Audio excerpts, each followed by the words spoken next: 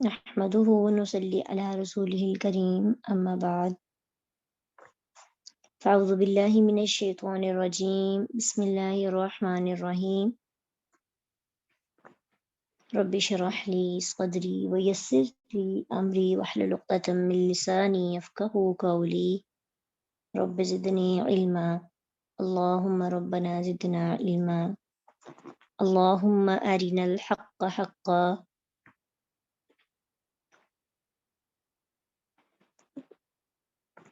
وارزقنا اتباعه وأرنا الباطل باطلا وارزقنا اجتنابه آمين یا رب العالمین۔ ہم پڑھ رہے تھے ہجرت کرنے والوں کے بارے میں، ان کی فضیلت کہ وہ اپنا گھر بار اپنا وطن چھوڑ کر جاتے ہیں تو اللہ تعالیٰ ان کو بہت سے رتبے مقامات سے دنیا میں بھی اور آخرت میں بھی نوازتا ہے۔ مزید ان کی جو ان کو اجر ملے گا اس کا تذکرہ ہے، لا یدخلنہم، لا یقیناً، البتہ ضرور، یدخلنہم، وہ ضرور داخل کرے گا انہیں، ہم کو، ہن جو ہے پروناؤن ہے، جمع کے لیے ہے۔ مدخلن، داخل ہونے کی جگہ کو کہتے ہیں۔ یرضونہ، وہ پسند کریں گے جسے۔ وَإِنَّ اللَّهَ لَعَلِیمٌ حلیم، بے شک اللہ بہت علم والا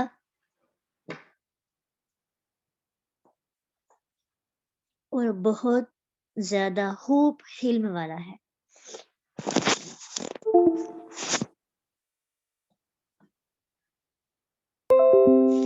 اب دیکھیں یہاں پہ نا خوب لکھا ہوا ہے، تو آپ کہیں گے کہ اچھا اس کے اندر کہیں علیم کا مطلب تو علم والا، جاننے والا ہوتا ہے، خوب کہاں سے آ گیا؟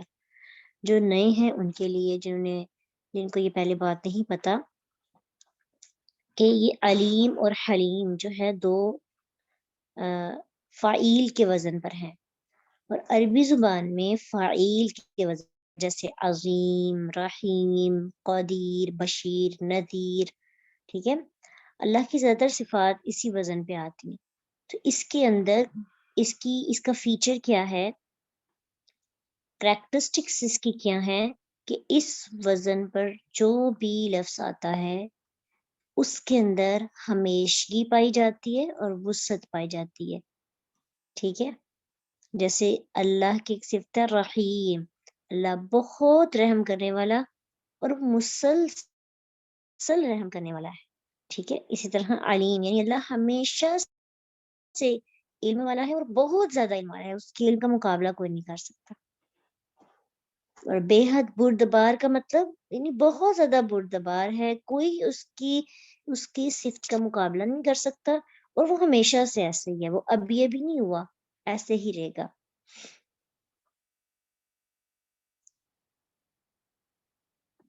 جی اس کو ابھی دیکھنے لگے ہیں نا تفسیر میں۔ تو اب یہاں پہ دیکھیں کہ مراد یہاں پہ جنت ہے، جسے دیکھ کر وہ لوگ خوش ہو جائیں گے، اور اس میں اپنی ہر خواہش جب موجود پائیں گے، پسندیدہ رہائش،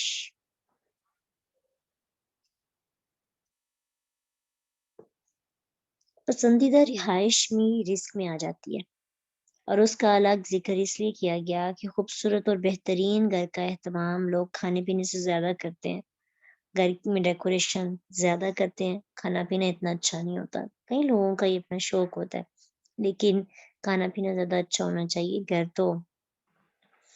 گھر جو ہیں وہ بھی اچھے ہونے چاہیے، لیکن اپنی سارا ٹینشن گھروں پہ نہیں ہم لگائیں کہ بس گھر ہی بناتے رہیں۔ اللہ تعالیٰ ہمیں جنت میں خوبصورت گھر عطا کرے، تو یہ ان لوگوں کو انعام دیا جائے گا اور وہ خوش ہو جائیں گے۔ اب دیکھیے صفت علیم کی مناسبت اس مقام میں دو طرح سے ہے۔ ایک یہ ہے کہ اللہ تعالیٰ ہجرت کرنے والوں کے اعمال، ان کی نیتوں کو خوب جانتا ہے، اور وہ ہر ایک کو ان کے مطابق جزا دے گا، اور اسی طرح ایک تو جزا ملے گی ہجرت کرنے والوں کو ان کے اعمال اور ان کی نیت کے مطابق۔ دوسرا اللہ کس کو جانتے ہیں اسی طرح ہجرت پر مجبور کرنے والے جو کفار کے عمل ہیں اور ان کی نیتیں ہیں، اللہ ان سے بھی خوب واقف ہے، انہیں بھی ان کے مطابق سزا دیں گے. یعنی ایک علیم کہہ کر جزا بھی کن کو دینی ہے؟ ہجرت کرنے والوں کو. سزا کا بھی بتا دیا کہ اللہ تم جزا دینے والوں سے بھی واقف ہے، سزا دینے والوں کو بھی، کہ جن کو جزا ملنی ہے ان کی نیتیں بھی جانتا ہے، جن کو جزا ملنی ہے ان کی نیتیں بھی خوب واقف ہے. اسی طرح حلیم، اس کی مناسبت بھی دو طرح کی ہے. ایک یہ ہے کہ اس کا مطلب ہوتا ہے نرمی، یعنی اگر اس کو آسانی سے آپ دیکھیں نا تو اس کی ڈیفینیشن کو ہم نرمی کرنا ہے کسی پر، تو یہ ہے کہ ان مہاجرین سے جو کوتاہیاں ہوئیں، ٹھیک ہے، اللہ تعالیٰ اپنے بے انتہا حلیم ہونے کی وجہ سے ان سے چشم پوشی فرما کر انہیں اچھا رزق اور پسندیدہ گھر عطا کرے گا. اور دوسری مناسبت یہ ہے کہ جن کفار نے انہیں نکالا، اللہ تعالیٰ نے انہیں اپنے حلیم ہونے کی وجہ سے اتنے بڑے جرم کے باوجود مہلت دی اور فوراً ان کو نہیں پکڑا، جس کے نتیجے میں وہ لوگ جنہوں نے مہاجرین کو مکہ سے نکالا تھا ان میں سے کچھ لوگ مسلمان بھی ہو گئے. تو یہ اللہ کی ان پر ایک خاص رحمت ہے، اللہ کے حلم ہونے کی وجہ سے، حلیم اللہ کے حلیم ہونے کی وجہ سے، اللہ کے علیم ہونے کی وجہ سے بھی اللہ تعالیٰ نے ان کو جانا، اور حلیم ہونے کی وجہ سے مہاجرین کو اجر دیا، اور جنہوں نے تکلیف دی اللہ نے ان کو مہلت دی تاکہ ان کو موقع مل جائے صحیح ہونے کا. ذالکا، اور یہاں پہ یہ موضوع تھوڑا کمپلیٹ ہو جاتا ہے جو ہجرت کرنے والوں کی اجر کا ہے. تو نیکسٹ اگلی بات شروع ہو جاتی ہے ذالکا. ذالکا کا لفظ جو ہے دو کلاموں کے درمیان فاصلے کے لیے آتا ہے. نوٹ کر لیں کہ بھی آپ پڑھتے ہیں نا قرآن پڑھتے جیسے اللہ زینہ کے بارے میں آپ کو پتہ ہے کہ پیچھے لنک کرتا ہے کنجکشن کے طور پر، سلا، مسئول سلا. تو اسی طرح ذالکا کا جو لفظ ہے دو کلاموں کے درمیان فاصلے کے لیے آتا ہے. اس کا مطلب یہ ہوا کہ یعنی یہ تو ہوئی بات مکمل، اب اگلی بات سنو. اگلی بات کیا ہے؟ ذالک کا یہ ہے یعنی بات پوری ہوگی. اب اگلی شروع کرتے ہیں. ومن، اور جو کوئی عاقبہ بدلہ لے بمثلی مانند اس کے ماں جو عوقبہ ستایا گیا، بھی اسے ثم پھر بوغیا زیادتی کی گئی علیہ اس پر، لینصرنہ لا البتہ ینصرنہ ضرور مدد کرے گا. آپ نے غور کیا نا جہاں پہ نون مشدد آتا ہے، نون کے اوپر تشدید آتی ہے، وہاں پہ ضرور کی ٹرانسلیشن ہم کرتے ہیں. البتہ ضرور مدد کرے گا ہو اس کی اللہ اللہ، ان اللہ بے شک اللہ لعفو البتہ بہت معاف کرنے والا، غفور بہت بخشنے والا ہے. اب یہاں پہ بھی بہت آ گیا تو یہ بھی مبالغے کے صیغے ہیں، عفو غفور، ٹھیک ہے، فعول کے وزن پر. مبالغے کے کچھ صیغے ہم پڑھیں گے جیسے فعلان ہے، فعیل ہے اور فعول ہے.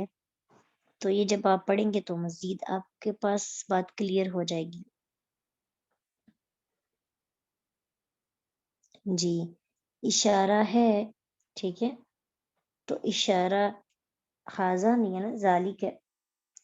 اب آپ جیسے ہم تنوین پڑھتے ہیں تعظیم کے لیے تو بعض اوقات کچھ ایسے کلمات یا کچھ ایسے ورڈز ہوتے ہیں کہ جن کو خاص مقصد کے لیے لایا جاتا ہے. تو یہاں پہ مقصد آپ کو بتا دیا کہ کلاموں کے درمیان میں فاصلے کے لیے. اب یہ ہے کہ اب یہاں پہ بتایا جا رہا ہے کہ جو شخص اتنی ہی جتنا اس پہ ظلم کیا جاتا ہے اتنا ہی بدلہ لے،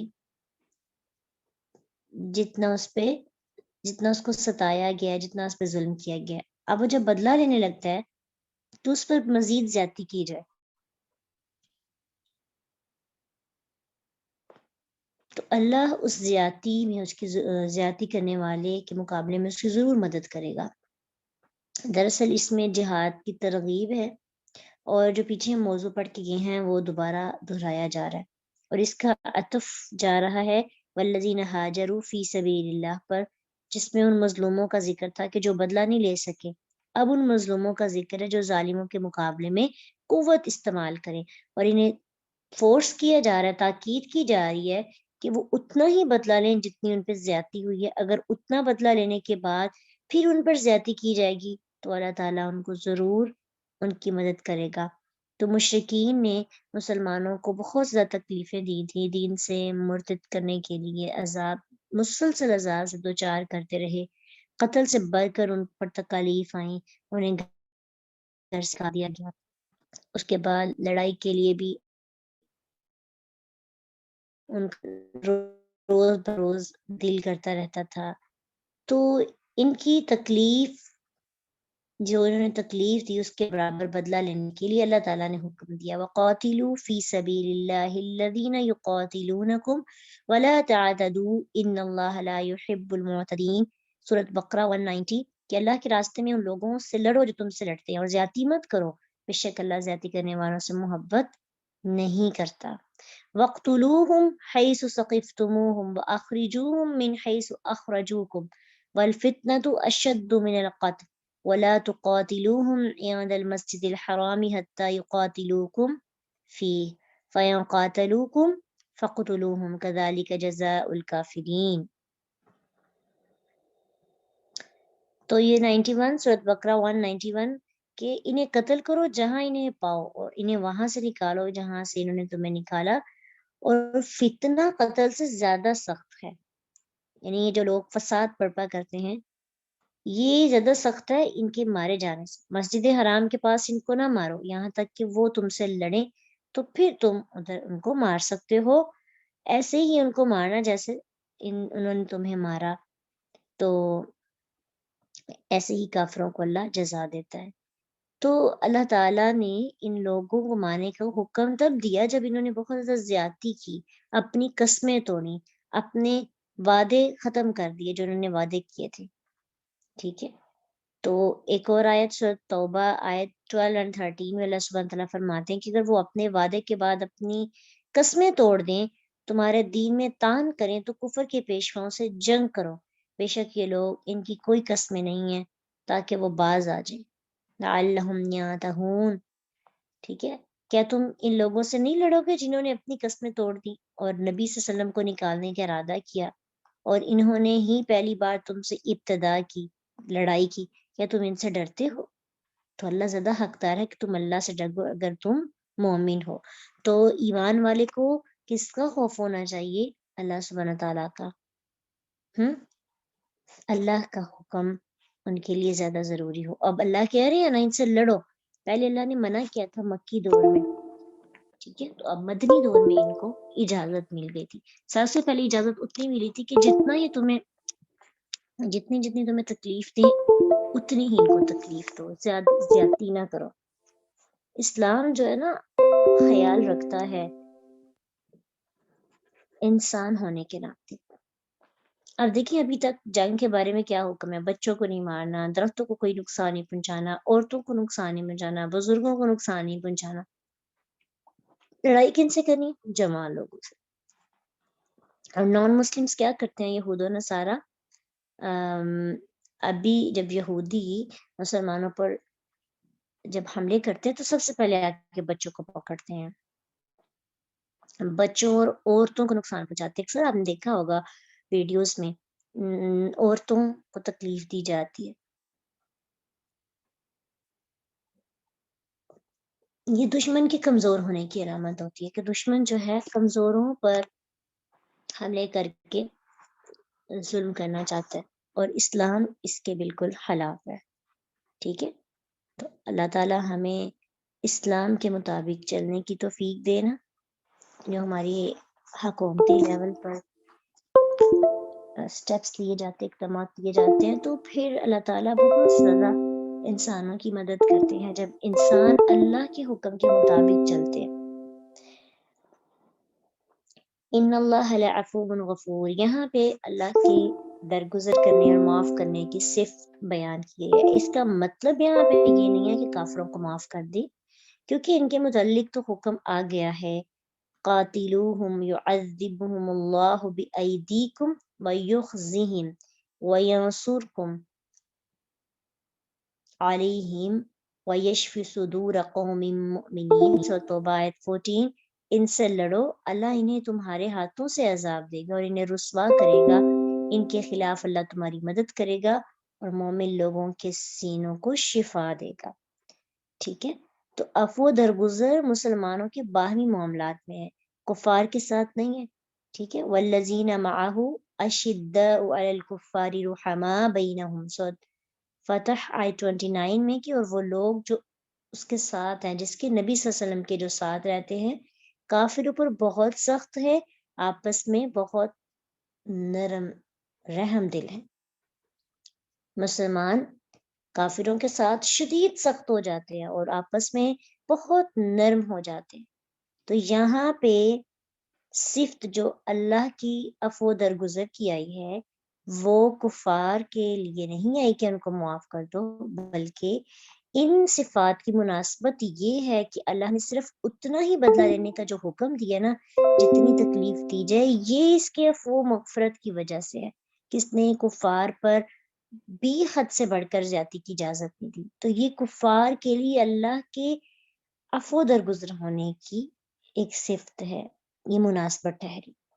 تو جس سے یہ پتہ چلتا ہے کہ وہ بھی مظلوم ہو جائیں گے نا جب ان پہ زیادتی کی جائے گی. تو مظلوموں کی مدد کرنا اللہ تعالیٰ نے اپنے ذمہ لے رکھا ہے، چاہے وہ مسلمان ہو یا کافر.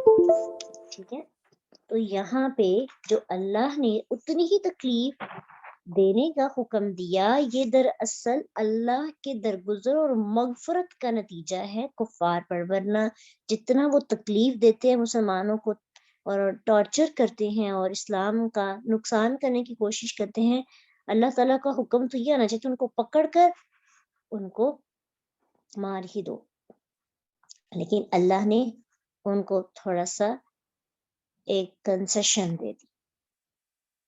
تو مظلوم کی مدد اللہ سبحانہ تعالیٰ ضرور کرتے ہیں، چاہے وہ مسلمان ہیں یا کافر.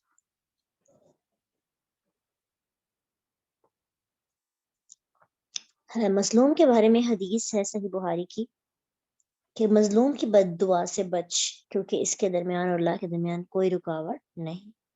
بندہ مظلوم ہوتا ہے اور آسمان کی طرف دیکھ کر یہ ویسے بھی دعا کرتا ہے، اس کے دل سے دعا نکلتی ہے اور وہ بد دعا ہوتی ہے اپنے ظالم کے لیے، جس نے سے ظلم کیا، اس کی بد دعا پھر آسمان پہ جاتی ہے اور پھر وہ لوٹ کر اس کو جا کے لگتی ہے جس کے لیے اس نے کی ہوتی ہے. ایک مناسبت تو یہ ہے. دوسری مناسبت یہ ہے کہ بدلہ لینے میں 100% برابری تو انسان کے بس ہی میں نہیں، اس لیے فرمایا کہ کچھ کمی بیشی ہو جائے.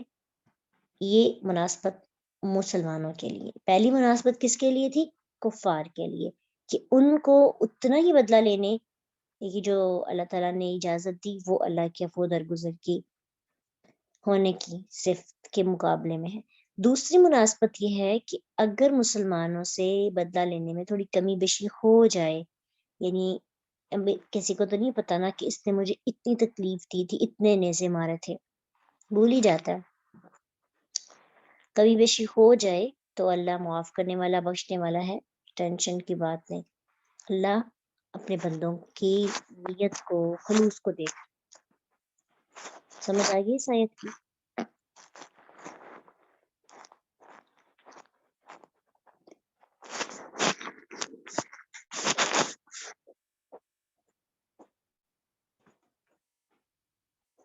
جی چلیے انشاءاللہ نیکسٹ جو آیات ہے نا اس پہ بھی نیا ٹاپک شروع ہو جاتا ہے، تو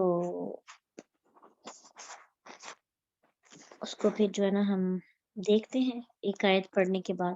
ذالکا، یہ اس لیے کہ بِأَنَّ اللہ، بوجہ اس کے کہ اللہ یولجو،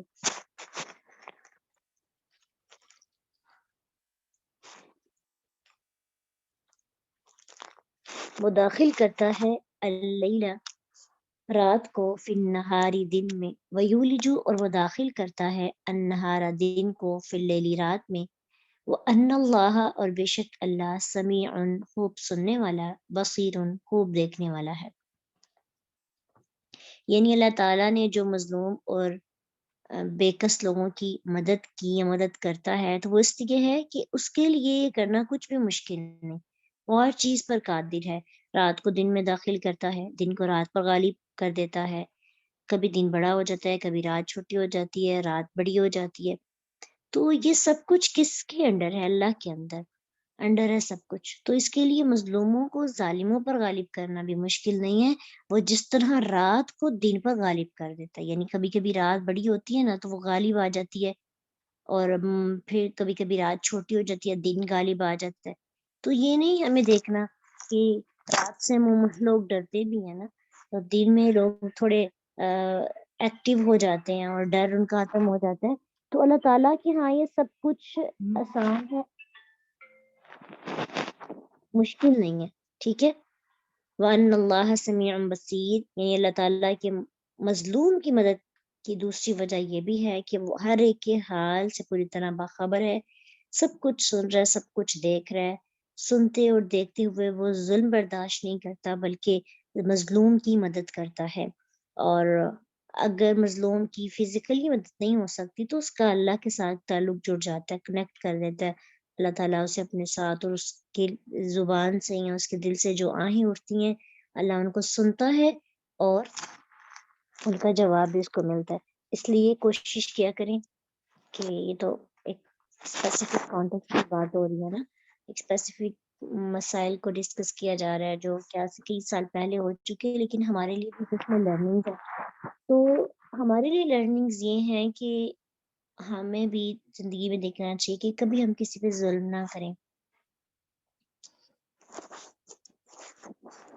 اللہ تعالیٰ کچھ بھی کر سکتے ہیں، یہ بات ٹھیک ہے، لیکن کبھی کبھی ایسے ہوتا ہے نا اللہ کے ہاں، تو اس کا مطلب یہ ہے کہ ضروری نہیں ہے کہ ہم اس وقت پہ اچانک سے معجزہ ہو جائے اور اس بندے کی ہاتھ کٹ جائیں اور ہم بچ جائیں، ٹھیک ہے۔ بعض اوقات تکلیف ہمیں برداشت کرنی پڑ جاتی ہے، ظلم ہم پہ ہو جاتا ہے، لیکن پھر ہم بعد میں ہماری مدد ہوتی ہے، کیسے کہ ہم طاقتور ہو کے اس بندے کا مقابلہ کرتے ہیں، یا پھر اور بہت سے طریقوں سے اللہ تعالیٰ اس بندے سے بدلہ لے لیتے ہیں اور اس مظلوم کی مدد کرتے ہیں۔ مطلب یہ کہنے کا یہ ہے کہ اس وقت پہ جس وقت پہ اس پہ ظلم کیا جا رہا ہو تو کبھی کبھی ایسے ہوتا ہے کہ وہ ظلم اس کو برداشت کرنا پڑتا ہے۔ اللہ تو سب کچھ کر سکتے ہیں، اس کا مطلب یہ تھا کہ اگر ویسے نہ ہو جائے تو اللہ کی مدد کرنے کے مختلف طریقے ہیں نا، تو ہم یہ نہ سوچیں کہ ہم پہ کوئی ظلم کر رہا ہو اور ہم کہیں کہ مدد ابھی آئے، برداشت نہ کرنے کی طاقت ہمارے اندر نہ ہو اور ہم کہیں کہ اچھا اللہ کی مدد تو آئی نہیں ہے، یہ بندے کی تو ہاتھ پیر ٹوٹ نہیں رہے، اس کے ہاتھ جو ہے اسٹک نہیں ہو رہے، ٹھیک ہے، تو پھر ہم متنفر ہو جائے اللہ سے، تو اللہ نے تو میری مدد نہیں کی، میں تو مظلوم ہوں۔ تو یہ کانسیپٹ ہمارا تھوڑا کلیئر ہونا چاہیے کہ اللہ کا مدد کرنے کا انداز نہیں پتا کیا ہے، اللہ ایسی مدد کرتے ہم سوچ بھی نہیں سکتے، اس لیے اللہ کی مدد کا انتظار کرنا چاہیے، متنفر نہ ہو، اللہ سے دعا اور مدد ضرور مانگے، مدد ضرور مانگے، لیکن اللہ کی مدد کیسے آتی ہے یہ اللہ ہی جانتے ہیں۔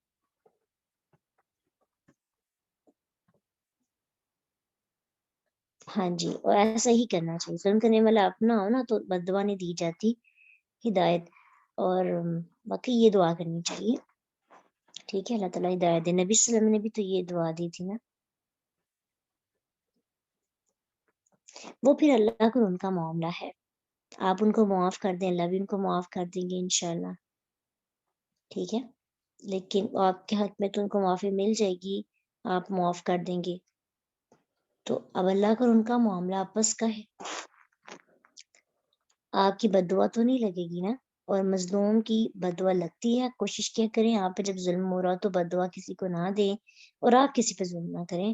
یہ معاملات آپ زندگی میں ارد گرد ہوتے ہوئے دیکھتے ہیں کہ جو بندہ بد دعا کرتا ہے اور پر ظلم کیا جائے تو اس کے وہ کڑے وقت میں، مشکل وقت میں اس کی زبان سے جو ادا ہو جاتا ہے، اور کہ اکثر ایسے ہوتا ہے کہ وہ پوری ہوتی ہے اور پھر ہمیں خود ان لوگوں پہ ترس آنے لگتا ہے جن کے لیے ہم نے بد دعا کی ہوتی ہے، ٹھیک ہے، تو کوشش کرنی ہے انشاءاللہ کسی کو بد دعا نہ دے۔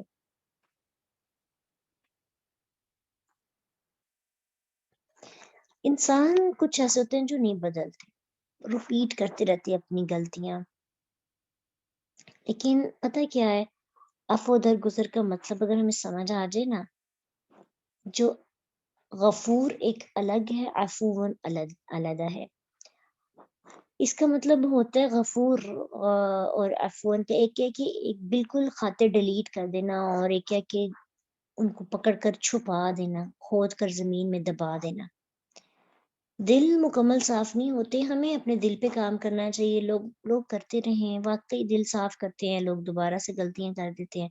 आप अपने आप को इस तरह से बना लें। अब देखिए नबी सल्लम की का देख लें कि अल्लाह के नबी सल्लम कितने रियलाइज और कितने साफ दिल के थे, लेकिन बार बार उन पे हमले होते, और अल्लाह के रसूल सल्लम हर बार बहुत से लोगों को मुआफ कर देते।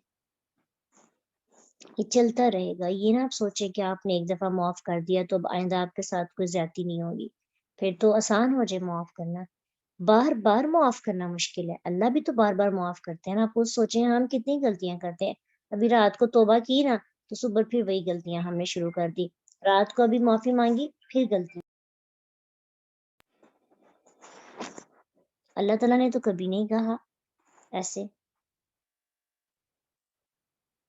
हाँ, तो आपने अल्लाह की रजा के लिए मुआफ करना है। आपने कहना है अल्लाह मैं मुआफ कर रही हूँ, इसका अजर आपसे चाहिए। ये बंदा फिर गलती करेगा तो रवैये बदल जाते हैं। आपको उस इंसान जो जैसा वो आपसे सलूक कर रहा है, आप कोशिश करें हिकमत से काम लें, ताकि ये ना हो कि आप रोन दिए जाएं।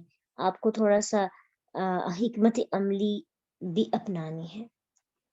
ठीक है, तो दिल का साफ करना एक अलग चीज है, लेकिन मुकाबले में आ जाना, मुकाबले का मतलब ये कि अपना अपने आप को डिफेंड करना, किस तरह से उससे आप प्लानिंग करें।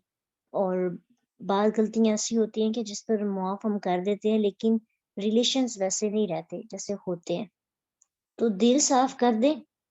ठीक है, दिल आप साफ कर दें तो लोग तो रोन देते हैं, लेकिन उन जगह जगह पे बैठकर उनकी बुराइयां ना करें। ताल्लुक इतना सा रखें कि आपको तकलीफ ज्यादा ना हो। ठीक है, ताल्लुक इस तरह का रखें कि आपको हर बार टूटने पे ज्यादा दर्द ना हो, क्योंकि हमने भी तो जिंदगी में आगे बढ़ना है ना। एहसास दिलाना जरूरी हर बार नहीं होता। आप हालात को छोड़ें, अल्लाह एहसास दिला देगा। एहसास दिलाना अल्लाह का काम है, आपका काम मुआफ करना है। अल्लाह के काम नहीं करें, अपने काम करें। अल्लाह अपना काम करेंगे, आप अपना काम करें, देखें फिर कितनी बरकतें आएंगी। ठीक है, अक्सर ऐसे होता है हम अल्लाह के काम करते हैं, एहसास दिलाते दिलाते अपनी इज्जत खराब कर लेते हैं। हमें नहीं एहसास दिलाना आता। एहसास दिलाना अल्लाह का काम है, सजाएं देना, ये एहसास दिलाना दरअसल सजा है, और ये अल्लाह का काम है। आप छोड़ के तो देखिए कुदरत पर, फिर कुदरत ऐसा एहसास दिलाती है कि आप भी हैरान रह जाते हैं। ठीक है, तो ये काम अल्लाह का है। आपका काम है जितना हो सके माफ कर दें, और बाकी आइंदा के लिए लर्निंग जरूर लें। जब भी कोई इंसान आपको चीट करता है या आप पर आपको डिस्टर्ब करता है, तो उससे लर्निंग लिया करें कि मैंने आइंदा इसके साथ ताल्लुक कैसे रखना है। कता तोलकी हराम है, मुझे कता तोलकी तो नहीं रखनी, लेकिन मुझे इसके इस रवैये से क्या सीखना है। अगर तो कोई कभी कभी कोई गलती करता है, फिर तो माफ करके ताल्लुक वैसे निभाए। लेकिन एक बंदे की आदत है कि वो बार बार आपको हर्ट करे और आपकी इज्जत नफ्स को मजरूह करे, और आपके साथ आपको बार बार परेशान करता है, और आप हर बार उससे मुखलिस होते हैं, और वो आपके इखलास को नहीं समझ पाता। इस मौके पर आपने अपने लिए कुछ लेना है, सीखना है कि मुझे अब क्या करना है। कता तोल की तो नहीं करनी, लेकिन मुझे थोड़ा सा चेंज होना पड़ेगा, और वो हिकमत के साथ आपने चेंज होना है, ताकि आपके अंदर बदला लेने की, पता है वो कुछ दिन पहले से थे साहबियात में हमने पढ़ा था, सल्फ में कुछ लोग ऐसे होते थे कि जब कोई उनके साथ ज्यादती करता तो उन पर एहसान कर देते, कहीं बदले की आग में वो ज्यादा ही उससे बदला ना ले लें। ठीक है, तो ये बहुत मुश्किल काम है, लेकिन हमने वैसे तो नहीं होना ना जैसे कोई हमारे साथ करता है।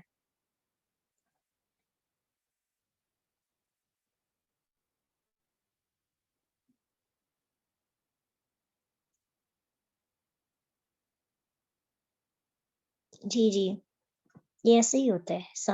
एहसान जतलाई तब जाता है जब अगले की तरफ से हमें وہ رسپانس نہیں آتا جس کی ہمیں امید ہوتی ہے. اگر کوئی ہمارے ساتھ ٹھیک چل رہا ہے پھر نہیں ہم احسان جتلاتے، پھر ضرورت ہی نہیں پڑتی. ٹھیک چل رہا ہے نا، وہ اس کا ٹھیک چلنا ہی ہمارا جواب ہوتا ہے. دراصل ہم بزنس کرتے ہیں نا، ہم احسان اس لیے کرتے ہیں کہ ہمارے ساتھ لوگ اچھے رہیں.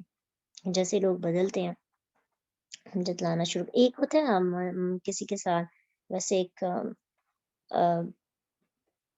ہوتا ہے تکلیف کے اندر کسی کو احسان جتلانا اور پتہ چلتا ہے کہ احسان جتلایا جا رہا ہے. ایک نارملی ہم ویسے ایک دوسرے کو کہتے رہتے ہیں، وہ ایک علیحدہ چیز ہو جاتی ہے. تو ایک پراپر جتلانا کہ اس کے نیگیٹو رسپانس پر، تو یہی ہے جتلانا. پرہیز کرنا چاہیے. اللہ ہم سب کو اتنا ظرف عطا کرے کہ ہمارے ساتھ جو لوگ زیادتی کرتے ہیں ہم ان کو صحیح طرح معاف کر سکیں جو معاف کرنے کا حق ہے. اور اللہ ہمیں عزتوں والی زندگی دے. اتنا بھی ہم پہ لوگ زیادتی نہ کریں کہ ہم رون دیے جائیں. اللہ ہمیں توفیق عطا کرے، سمجھ پور دے، شعور عطا کرے. آمین. واخر دعوانا ان الحمدللہ رب العالمین. سبحانک اللہم وبحمدک، نشہد ان لا الہ الا انت، نستغفرک ونتوب الیک. السلام علیکم ورحمۃ اللہ وبرکاتہ.